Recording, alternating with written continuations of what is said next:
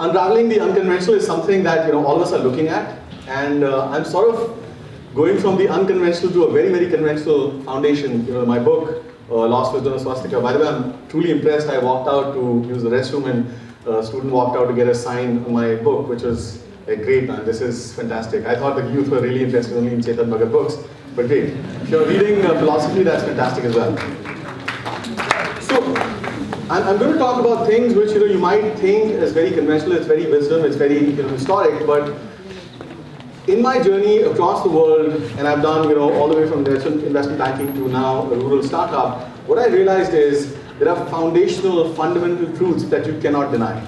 Right? That's something that you need to absolutely, absolutely focus on. Something that I've learned in 20 years of my journey, I think you should start off with that, right? So I start with, what are the fundamental teachings that Bhagavad Gita gives you, and what are the fundamental 3 questions that it asks you to ask yourself? And people go, well, let's not go there. I say, well, let's come to it.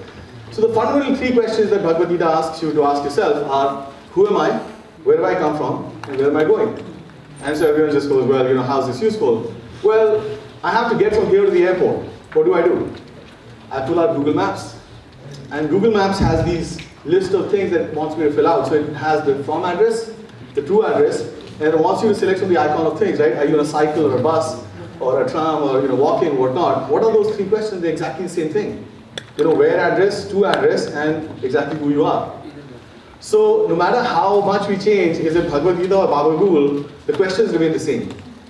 And that is where we are in a problem, in a situation and a fix, as youth, as a country, because we are trying to achieve a target of $1 billion, billion dollar, trillion dollar companies, but we don't really know where we're coming from, right? And I think that is what is most important. Because if I start with the topmost startups in India, it could be Paytm, it could be Flipkart, it could be whoever that you're thinking of, those companies might have achieved $1 billion valuations. Again, mind my words, valuations, they're not actually $1 billion companies.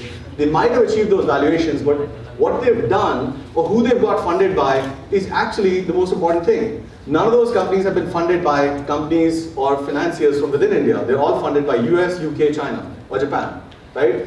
And that's what makes a huge difference. So as youth today, if you think of setting a company, you can only set up companies which are in favor of the investors, not what is favorable for the people over here. If Flipkart was sold for $1 billion to Walmart, what did the country of India get? Nothing.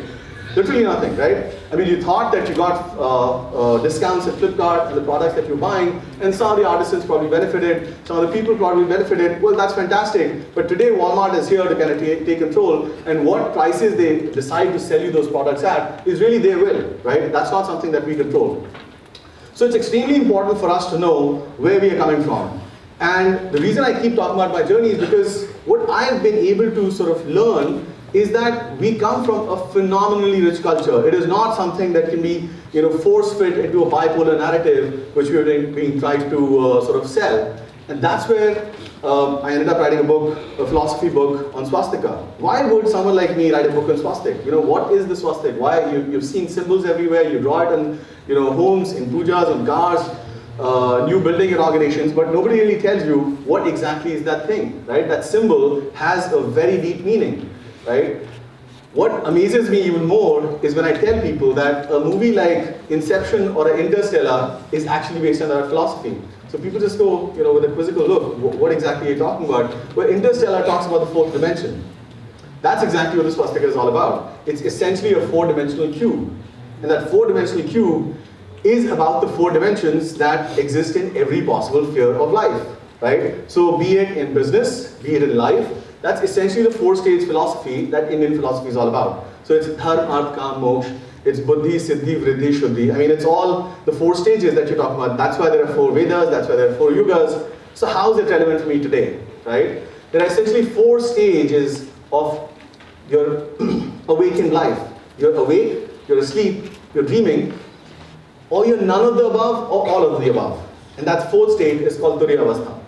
That Turiya comes from the word Chaturya, which is where my name comes from, Chaturvedi. So it's the 4th state. This is not something mythical, it's all very well documented. And those things are important because once you start understanding that, then you start understanding the whole market. And I'll come to a couple of examples why it's relevant for us today. So when you start to understand these things, suddenly you'll realize there are things that are happening and you're trying to understand, but you can't see them. So for example, everyone who's trying to tap the 90% market that everyone talks about in India, let me assure you, you're actually not aware of that market. You don't even know where that market is. You don't know what exists in that market, because that market exists on the fourth state. How it exists is something that you're not aware of because you don't know the language, right? And when you're trying to understand this idea, the concept of fourth state, well, this is something as simple as saying the British colonized India for 250 years.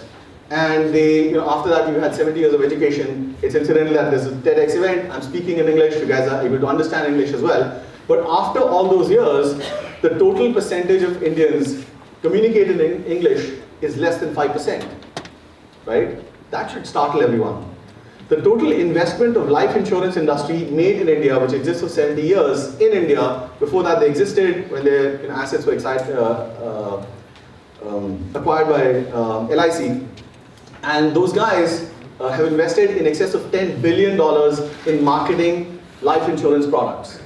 $10 billion in 70 years. Every fourth ad used to be a life insurance industry ad. But you're suddenly realizing that the total penetration of life insurance industry in India is less than 3%. $10 billion in marketing, every fourth ad was a life insurance ad, but it does not sell in India. Why? Because a किसान की कीमत उसकी जान से ज़्यादा होती है, किसान की ज़मीन की कीमत उसकी जान से ज़्यादा होती है, and you're not able to understand that. So you're thinking, if I go to his wife, I just, I'm asking for a 100 rupee investment, and why can't she make a 100 rupee investment? Because that's what's going to protect them. Well, guess what? They can invest 150 rupees in a puja in a local temple, because they trust that more, because it actually gives them results. Right? It might, you might laugh, but it works. In rural areas, it's working. How is it working for them? Are they working in a different dimension? Possibly. I don't know, you don't know. It's time to find out. So instead of interpreting something that you're trying to do from outside in, if you start to understand exactly what the people are doing from inside out, we'll actually start to sell to them what they really need, rather than what we're trying to sell them. And that's where my whole idea of a $1 trillion economy exists over here. Today we are selling products which actually has stopped making sense, or gradually making lesser and lesser sense. Because pick up the numbers. If I ask you in the past 20, 30, 40 years, give me a single product, not 10, just one product from the FMCG sector which has increased in size, increased in quality, and reduced in price. You can't name a single product. Be it Maggi, be it pan masala, be it toothpaste, be it dental powder, whatever. Everything is actually reduced in size, reduced in quality, and increased in price. So exactly who's making money here, right? The product penetration is not really going deeper.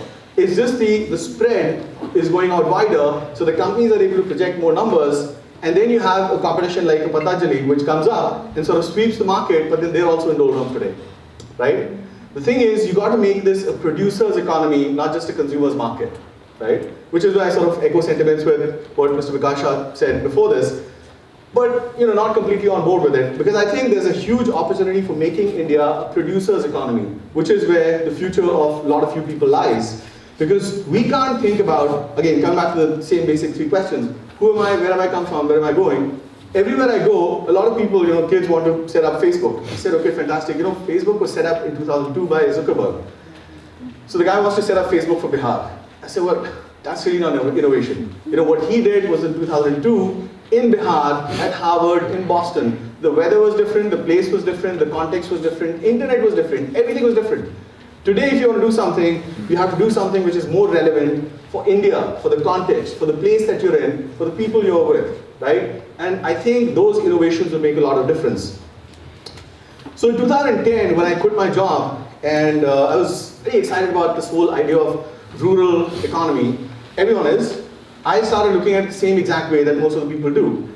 And what I realized is that, while I can go and set up something, so I started out with doing cash crop farming. And I'm not going to go into the details, but cash crop farming is essentially about chamomile, aloe vera, things like that, which essentially the essential ingredients that go into make deodorants and scents and perfumes and cleaners and whatnot.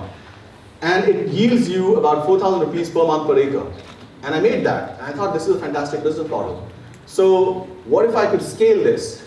But if you go to a State Bank of India, you can't get a 1 lakh rupee loan on that kind of business model. Why? Because they don't really get it.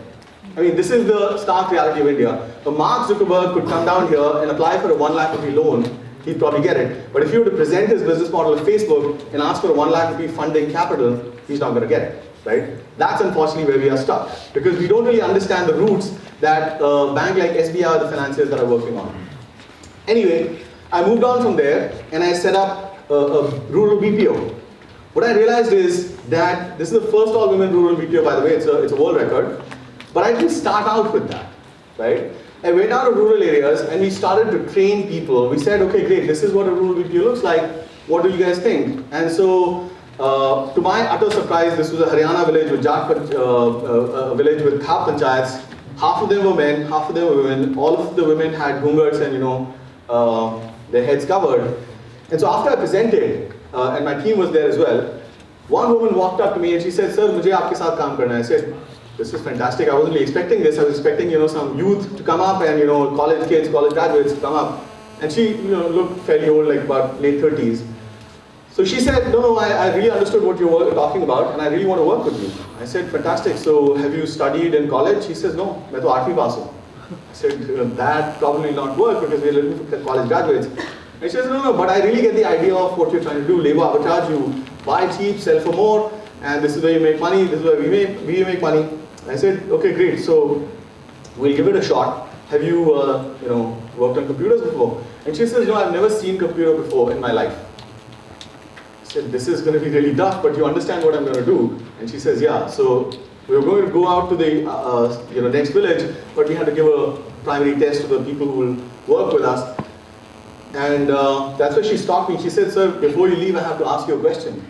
I said, yeah, sure, shoot. And she says, I've studied in school till 8th grade, and what I was taught in school was ABCD. But the thing that you have in front of you, on that device that is in front of it, it says QWERTY. Why is that? I'm a computer science engineer, right? I was completely stumped. I said, yeah, ye kya pooch liya, right? I have no idea. So I said, okay, Anita ji, you have me on this, but why don't you work on this computer for the next 3-4 hours? We'll go to the next village and come back. And so she did probably work on it. We went to the next village, came back, and this woman is beaming. I said, what happened? She's just got up and she says, I have to tell you something. I said, what? And she starts reciting the keyboard, QWERTYUIOP. I still can't do it. I'm pretty sure none of you can do it, or maybe some of you can do it. But here's a woman who's seen a computer for the first time in her life after studying till 8th grade, and she's able to recite a keyboard after seeing it only for 3 hours, for the first time in her life. That, for me, was my eureka moment. I thought, okay, this is where I'm looking at things in a very, very conventional way. I'm trying to teach computers the way I was taught computers 20 years ago, right? I'm trying to teach computers to you by saying, Charles Babbage's father of computers, there was 286, 386, ENIAC, EDIAC, Apple, Microsoft, none of that mattered to her. If you're driving Maruti, if you're driving a Mercedes, if you're driving a Lamborghini, if you're driving, Ferrari, and all of you get a flat tire, what do? You go out to the same puncture wala who repairs it for the same exact price. He does not need to know engineering or aerodynamics or rubber technology. All he's doing is pulling out the wheel, fixing the flat and putting it back. The reason for that, now I'm giving you this example, but it has to make sense to you that you need to start looking at things from grassroots up rather than top down. If I had forced that model down on them, none of these women would have worked, right? So we went out and trained about 500 women, 50 of them finally came on board, and then they started to work with us. My second challenge came up when I realized we don't have power. In Haryana, you get electricity for like 3 hours in the day, and this is 10 years ago, this is not today. Today, the situations have changed slightly. And you just don't get electricity, so what do? Right? We went to the district magistrate, we went to the MLAs, and this is not a topic for this particular talk, but there's a huge story behind it. Why there's no power? You're generating enough, but you're not consuming, or you're consuming, but you're not paying for it. That's a whole different nexus, which is not focused for the talk. But I gave up. I said, we can't get electricity, so what do? And here's another eureka moment. When you actually travel to across the world, and definitely across India, what you see is you might not get a glass of clean water, but you will definitely get a chilled beer. In the remotest corners, hega zarur hoga, chilled beer hogi. Now if it's June, and they've got chilled beer in a village which doesn't have electricity, so you're wondering, where is this guy getting electricity from? So this guy has electricity, the generator, the power to cool it, but he's not serving beer all day long. So what we did is we made a deal with this guy, the THNK wala, to supply us electricity for 50 computers, which actually does not cost us more than 2,000 rupees a month, and he did that. So the electricity for the first all-women rural BPO, which is a world record, came from a THNK. The women had not actually studied computers, right? The story that got published in the media, the first one, is about women empowerment, right? That's where our society is lacking the narrative. Because everyone thinks that I'm empowering women. Well, guess what? Not only me, I don't think women themselves can empower women. None of us can, right? Until there is a will, until you understand what's really needed. And so the people themselves started to drive themselves, right? And that is where the whole idea of innovation comes in. So, once this became a huge hit, it started to expand. We've gone to about, 8 states. We got about 600 women on board. But then I realized what I really need to talk about is the philosophy. That the people really don't need to look at existing successful business models. They need to start looking at it afresh every time, all the time. You can take the principles, you can take the philosophy, you can take the ideas, but you can't actually implement it the exact same way that they did, right? Which is where my idea of unraveling the unconventional comes from.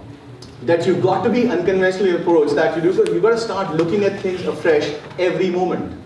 You can't, rest on your past laurels. You can't rest on, this is what this guy was saying. Okay, the fundamentals can be the same, but you need to start innovating based on the needs today. Based on the resources you have today, based on the wisdom that you have today, based on the things that exist for you today, right? Which is where the idea comes that all of us have had haldi doodh, for all of our lives, but who productized it? It's Starbucks, with turmeric crafting. So they sell it for $10 back to you, and you drink it, and you come back and you tell us the fundamentals. How do you understand how turmeric was discovered? I mean, it is very well documented in Patanjali Yoga Sutras, but how do you understand it is from the 4th dimension. Unless you understand Swastika, unless you understand Sanskrit, unless you understand, and I'm not saying become a pandit, become a doctor, do a PhD, but you need to understand the fundamentals that this is not some mythical culture, this is not some mythical philosophy, it's something which is solid, scientific. So start indulging, start exploring your local areas, start exploring your rural areas, start creating the value creation that is really needed, and come up with $1 trillion companies. Thank you very much.